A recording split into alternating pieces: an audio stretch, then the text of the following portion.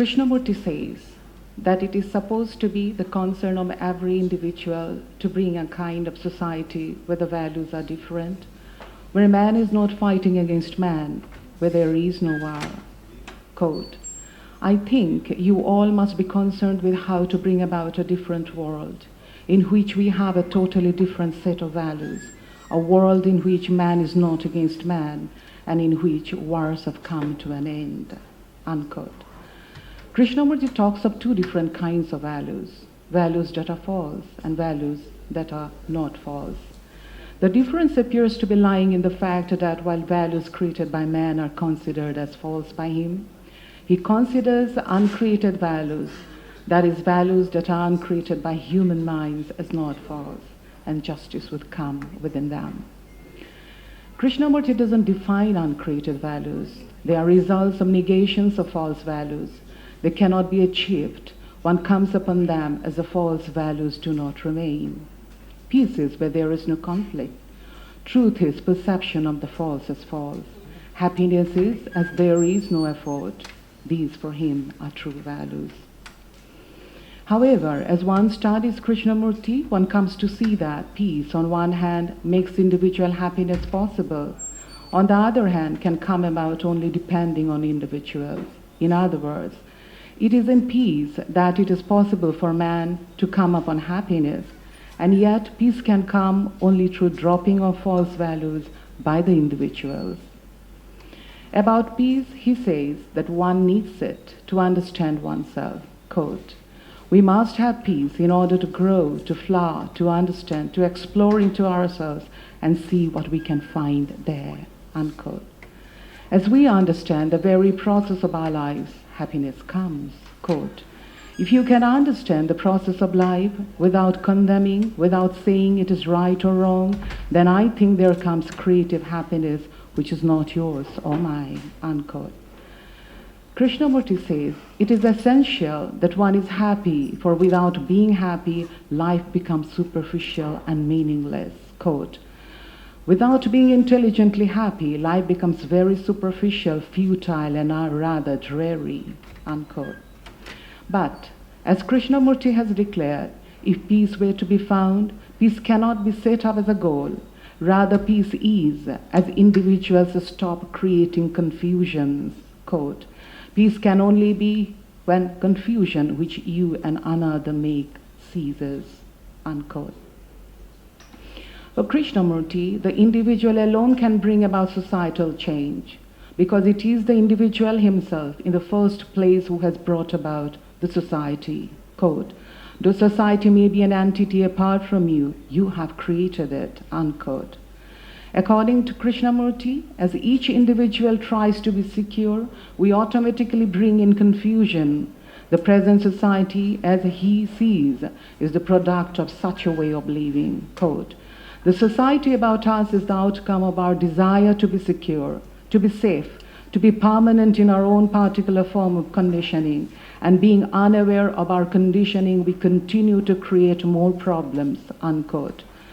The desire to be secure makes one identify oneself with something greater. Such an attitude, according to Krishnamurti, lies at the root of war. Quote, the desire to gain and hold, the longing to be identified with something greater than ourselves, creates the spirit of nationalism, and nationalism breeds war. Unquote. Krishnamurti considers identification of any kind as a cause of war. He says that as we identify with ideas, on their basis we start to distinguish ourselves from others. And this very division brings conflict and war. Quote, division in any form must bring about not only conflict and violence, but ultimately war. Unquote. The reason behind identification bringing in conflict and war, according to him, is that as one gets challenged by others regarding what one identifies oneself with, there emerges resistance. Quote, you have certain beliefs, experiences, opinions, judgments, evaluations. When someone is challenging these, there is either resistance, building a wall against it, or you are afraid that you are going to be attacked. Unquote. Krishnamurti says that the mind, as it works for one's protection, it is working separatively, And unless mind stops working, true understanding how it works for protection of oneself, there actually cannot take place collective action where alone peace can be. Quote, until we understand how to transcend this separative thinking, this process of giving emphasis to the me and the mind, whether in the collective form or in individual form, we shall not have a peace. We shall have constant conflict and war. Unquote. The change Krishnamurti implies, which we are supposed to bring to ourselves, is the change of our approach in living life. A change from looking towards a goal to paying attention to ways and means we are adopting to arrive at that goal. Quote, the understanding of the means without searching for an end is the fundamental and necessary revolution in our whole approach to life. Unquote. Krishnamurti understands change or transformation cannot take place if one is trying to change according to an ideal set up by the mind. If one is guided by an ideal one has decided on, then the future that would come cannot be new, as it will be arrived on the ground of ideas projected from the present conditioned state. In such a situation, there is no real transformation, but mere continuity in a modified form. Quote, when we desire to bring about a transformation in ourselves according to pattern pre-established by thought, such a transformation is only a modified continuity of memory. Being a projection of ourselves in a different form, it is continuation of the conditioned state, and therefore it is no transformation at all. Unquote. Only an action which is not guided by ideas can bring real change or transformation, and thus a revolution. Quote, only that action which is not based on an idea can bring about revolution, which is constant and therefore renewing. Unquote. To transform oneself, as there has to be ending or following of ideas and goals that are given by the society, Krishnamurti says that it is only by breaking oneself from the society that one can really transform and also can change society. Quote, to change society, you must break away from it. You must cease to be what society is, acquisitive, ambitious, envious, power-seeking, and so on. Unquote. And according to Krishnamurti, what is required to be without ideals, to bring in revolution, is that every individual understands how desire works. Quote, what is important is the psychological revolution, regeneration, and that can only take place when we follow, understand the whole process, the complex process of psychological desire, motives, urges, conscious as well as unconscious. Unquote. Krishnamurti tells us why the ideals get formed and how they bring in conflict. Man, as he fails to face the struggles of life, finds ways to flee from them. He calls these ways escapes, as they are means through which man wants to escape from fact of one's life.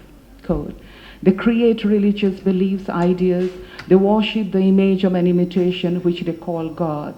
They try to forget their inability to face the struggle by losing themselves in war. All these are ways of escape. Unquote. For Krishnamurti, the ways of escapes are what we call values and standards. Quote, these escapes become standards or values by which we cover up conflict. Unquote.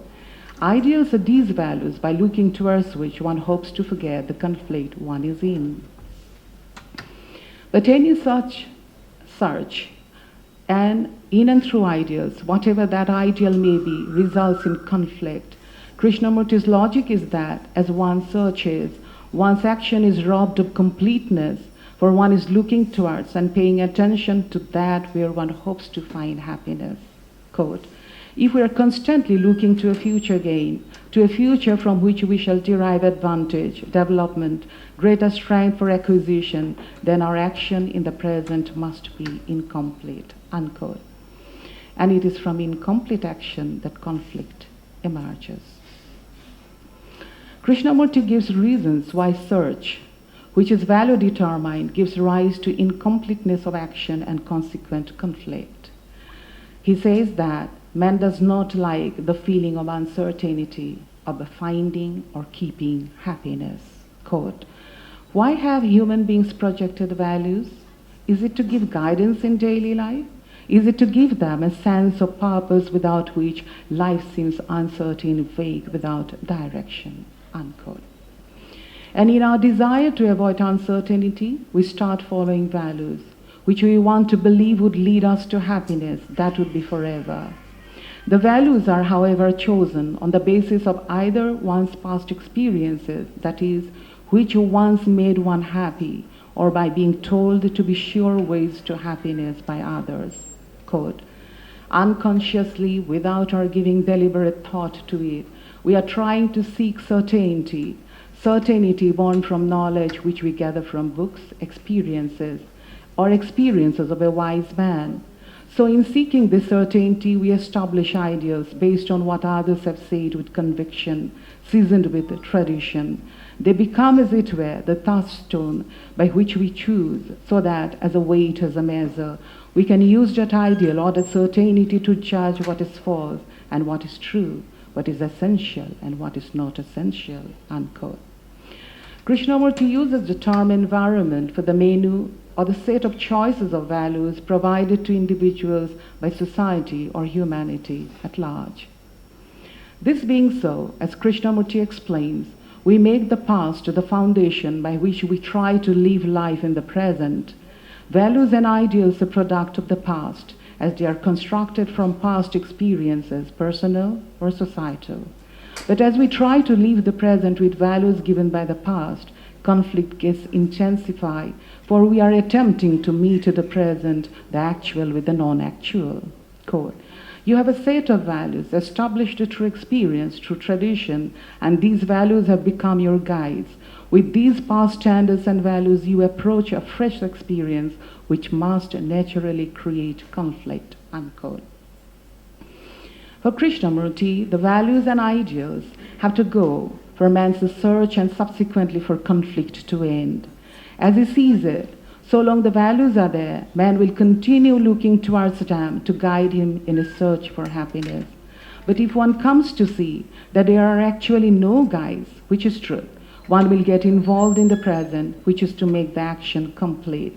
It is in completeness of action that there is no conflict, which is peace, where there is happiness.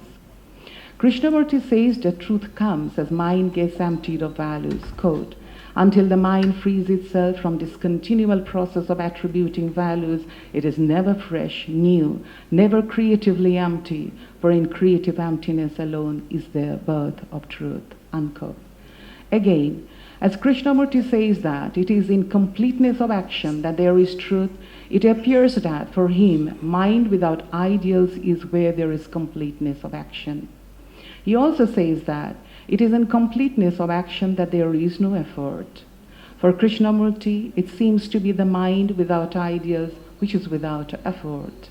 His argument would be that without ideals, the mind doesn't have to exert itself to reach the ideal and stays here and now, and so it is without effort. Quote, the realization of truth comes only when there is completeness of action without effort. Unquote.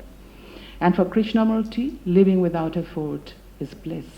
Quote, the highest bliss, and to me this is not a theory, is to live without effort. Unquote. As an individual starts living without ideals, collective action becomes possible. He does not have an ideal now to follow, to reach. He has no will, but he acts in accordance with truth. Regarding how to free the mind of values, Krishnamurti asks us to be simply aware of our actions, that is, become aware of, without trying to evaluate and change, that our actions are determined by choices for a desired goal of comfort and happiness. According to him, this awareness itself brings freedom from these which bind us, which make our actions incomplete, which in fact for him are values that are false. Quote, to discover the innumerable barriers that surround you is to become fully conscious, to become fully aware in whatever action is taking place, or in whatever you are doing. Then all the past hindrances, such as tradition, imitation, fear, defensive reactions, and desire for security, for certainty, all these come into activity. And only in that which is active is their understanding. In this flame of awareness, mind and heart free themselves from all hindrance, all false values, unquote. However, such a looking at values which determine our actions, Krishnamurti says, is possible only when one faces a crisis. According to him, it is only when one is concretely facing a situation where there arises issues or problems with one's values that one starts questioning their true worth. Quote, and to question truly the problem, there must be great crisis. You cannot discover it intellectually. It must become an intense problem. It is only when you are in a crisis that you come to discover the right values, not when you are merely superficially examining, unquote. It appears that for Krishnamurti, a crisis is seeing that the values by which I had been running my life are failing to help me to live now. This is suffering. Quote, the suffering is nothing else than the breaking up of old values to which the mind clings, unquote. The awakening to suffering, according to him, is an indication that man wants to free himself from the way he is living with values in conflict. Quote, that you are awakened to suffering is but the indication that the mind is trying to free itself from all standard, unquote. We basically go on with the way of our life if something doesn't go wrong. One becomes aware of conflict as one feels the clash between values he or she has been thrown into and his or her desired thing. Quote, conflict then can exist only between an environment and the result of the environment, which is the I, unquote. The I is the product of the environment itself, as the I is constructed by the choices of ideals or the values made available by the environment. Quote, you have so many environments which have been imposed on you by society, by religion, by economic conditions, by social distractions, exploitations, political oppressions. The I has been created by that imposition, by that compulsion, unquote. At times, not liking getting crushed by the outer environment, one defies the choices given by the outer environment and creates one's own inner choices. Quote, being crushed by outward circumstances which create suffering, and in effort to escape from the outward circumstances, individual creates an inner world, begins to develop an inner law, creates his own individual restraints, which he calls self-discipline, or cooperation with that which he has learned to call his higher self, unquote. Krishnamurti makes no difference between the fact of getting determined by choices of outer environment or those of the inner. Whatever be the nature of value, the inner or the outer, they both aim at security. Quote, but what is after all difference between one and the other, the outer and the inner? They are both controlling, perverting the mind through the desire for self-perpetuation, unquote. Krishnamurti considers suffering as essential because it is only when one suffers that mind ceases being theoretical and becomes sensitive to what is actually happening. Mind becomes sensitive in suffering, for it automatically implies being aware of suffering. And such awareness is necessary to see the things one otherwise does not observe, the values by and for which one has been living. Quote, when we suffer, your mind is made acute, alive. Then you are not theoretical. And only in that state of mind can you question what is true value of the standards that society, religion, and politics have set about us. Only in that state can we question when we discover true values, where then we are true individuals, not until then, unquote. It is when we feel pain or suffering that we start looking at the way we are living, start asking questions about it, and only when we make queries that there is the possibility of ever finding an alternative. For the unawakened, there is no inquiry about some other way of living, and consequently no possibility of ever coming to it. It is because of this that we find Krishnamurti commenting, his lectures are not for those who are not suffering.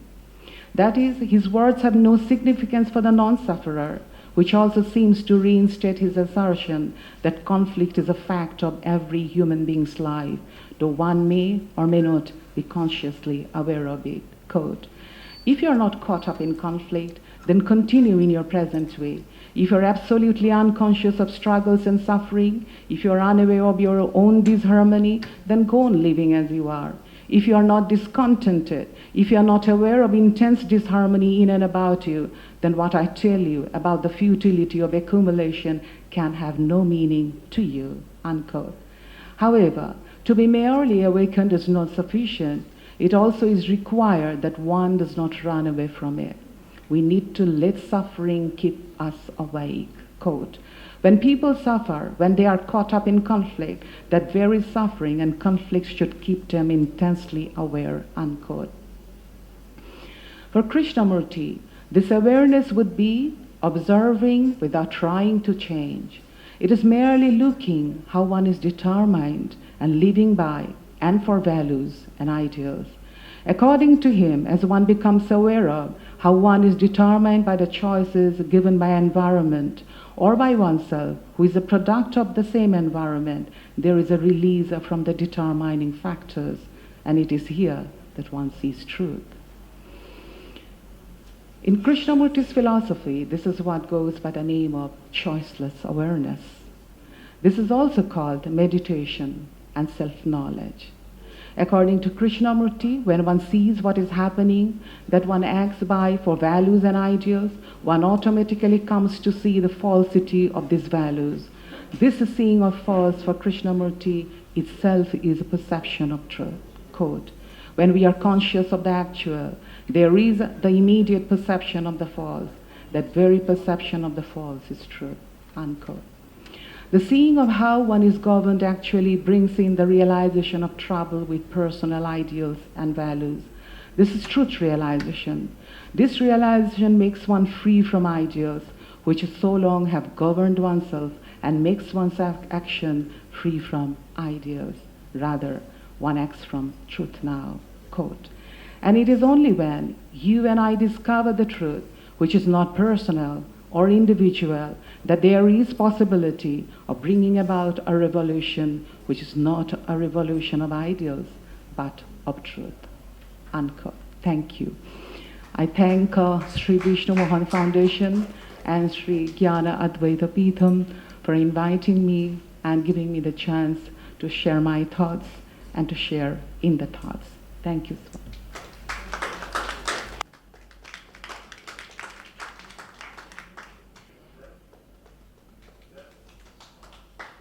In Tamil, செவிக்கு உணவு இல்லாத போது சிறிது வயிற்றுக்கும் ஈயப்படும். When you have nothing for the ear, then probably some food is offered to the stomach. But I know it is the reverse now.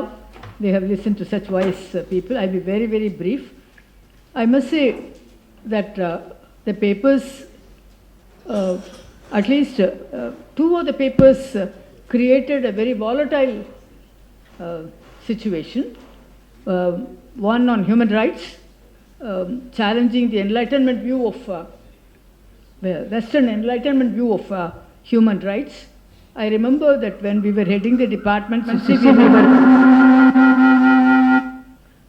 every HOD was asked to put up a paper on human rights. We thought it was a panacea, it solved all the problems. But that was only a matter of just finding who will teach what and finding answers to questions. But the unmasking of human rights was done systematically by Professor Srikala Nair, because as a student of critical theory and also literary theory, our prime target is Western Enlightenment. And it's mismatching in contemporary post-colonial situation. I said two papers actually threw us into great turbulence. The other one was from Assam. The Northeast is really a kind of a cauldron. So she was also quite agonized by, I cannot go into details, madam, because I'll be trying everybody's patience. So she was quite agonized by the kind of masking, shall we say, that goes on in the name of human values and kind of steps that are taken to alleviate. So we thought that those two papers were the ones which just put you in a state of great agitation. And the paper on J. Krishnamurti, you thought it will put you in a state of peace. Not at all. It was only on the surface. It looked as though it was a evenly paved, macadamized road.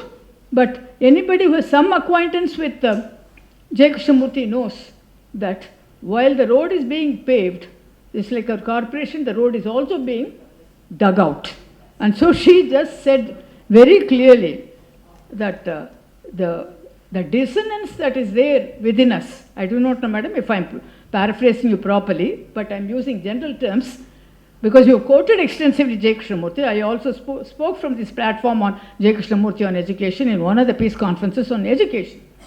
So you just made it very clear that all our customized beliefs and practices actually will be of no use to us. It will not bring us any peace. So these were three ladies. These days it is the job of the ladies to put you on a great turbulence.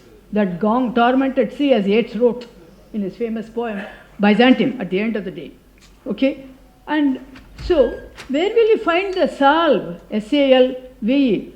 Savlon is, once upon a time, it was a kind of a ointment. Okay? And the Savlon was found in Lucknow University. Okay? The voice that was heard. He still believed in the possibility of our following spiritual values. He used the word, I think, idyllic, I-D-Y-L-L. As a literature student, I understand it in a different way, but he just presented it and the possibility of just you are surrendering yourself to Quranic values. It may be Quranic. You can substitute the word Quranic by some other term.